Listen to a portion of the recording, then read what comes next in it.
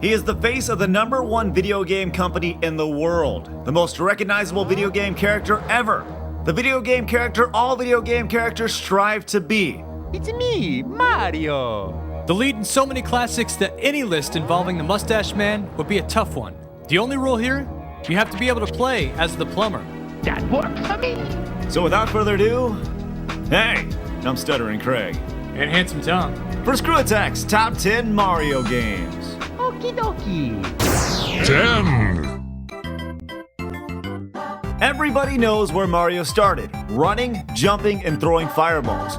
So why did it take so long for him to return to 2D platforming bliss? The second most popular DS game ever didn't disappoint, giving hardcore plumber players all the basics as well as some new toys to play with.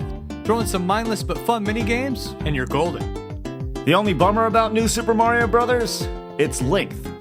Only 8 levels long, which can actually be shortened to 6 with a little bit of skill. Nintendo left us wanting even more Mario greatness.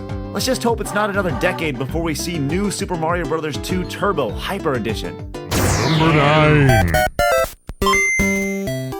Sticking with the handhelds, Mario's debut on the original Game Boy helped drive sales as a launch title for the lime green screened Wonder Brick. The first Mario game not created by Miyamoto, Mario Land held true to what made the original NES title so great, but now the portable plumber did battle in the occasional submarine and airplanes. This game can't be overlooked. It's the third best-selling Mario game of all time, 18 million copies sold. And I love this game. And I do too. Number 8. Up until 1996, Mario gameplay was fairly standard. And then the makers of Final Fantasy came on board and threw a monkey wrench into everything that Mario was about by making his battles turn-based. What? A Mario RPG? Yeah, and you know what? It was good. Easy to play and a new revolutionary combat system that allowed a second hit with the tap of a button made Super Mario RPG a big hit amongst both role-playing fans and Mario enthusiasts.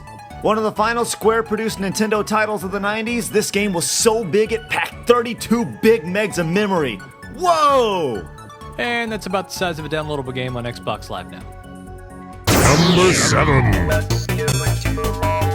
After the success of Tetris, the only logical step for Mario was to hang up the overalls and put on a doctor's outfit?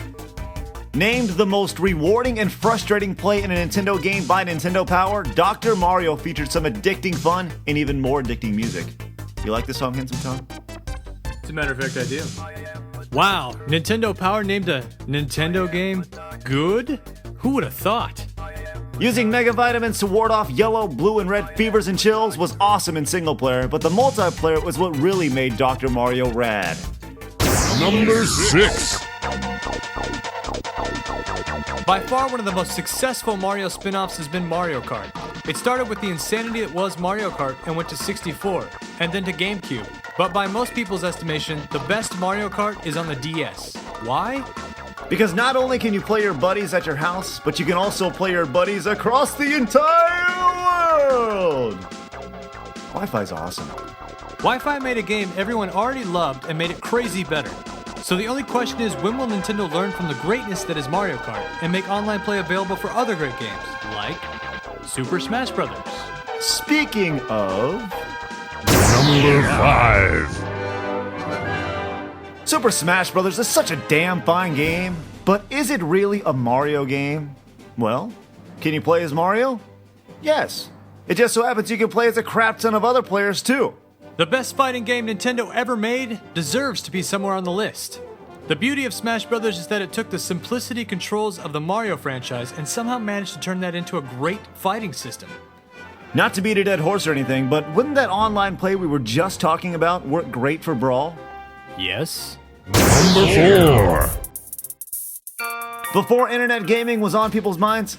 Hell, even before the internet was on people's minds, all Nintendo could think about was using its new SNES and its 32,000 colors to make a new 16-bit Mario adventure.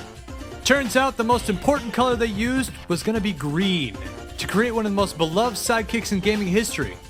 No, not him. Yoshi. Nintendo was lucky. Sometimes adorable sidekicks aren't received very well. It's me, Jar Jar Binks. Number 3. Not only one of the best Mario games, but one of the best overall games in history. The first 3D Mario set the standard for all games looking to make the jump to the third dimension. A camera that gave you total control to see your surroundings of an already extremely well-controlled plumber made Mario 64 not only fun to play, but easy to play. For its time, the graphics were just unheard of for a console game. And the music? Classic. There's a reason why this game was humped by reviewers when it came out, because the gaming world had never seen anything like it. Number 2. Do we really need to say anything about the original Super Mario Bros.? It set the standard. It led video games back to a massive audience. And even now, it's the most downloaded virtual console game ever. I love this game. I love this game. Everybody loves this game. Without the original, gaming would suck and wouldn't be what it is today. Without the original Super Mario Bros., Screw Attack wouldn't exist. Alright, let's recap before we get to number 1. Number 10, New Super Mario Bros. Number 9, Super Mario Land. Number 8, Mario RPG. Number 7, Dr. Mario. Number 6, Mario Kart DS. Number 5, Super Smash Bros. Number 4, Super Mario World. Number 3, Mario 64. And number 2, the original Super Mario Bros. 1. It's number 1. How can you top the original? Well, if you played 3, you'd understand. A game so big, an entire movie was made to hype its release. So I give you Super Mario Brothers 3! That scene still gives me goosebumps. A huge number of power-ups, warps, that huge land with big guys everywhere, incredible graphics. Damn, this game is just incredible. If you have an NES, you have to have this game. And if you've never experienced this greatness, we pity you. And your children. You know, you could put Mario in just about anything, and it'd be awesome. Yeah, anything.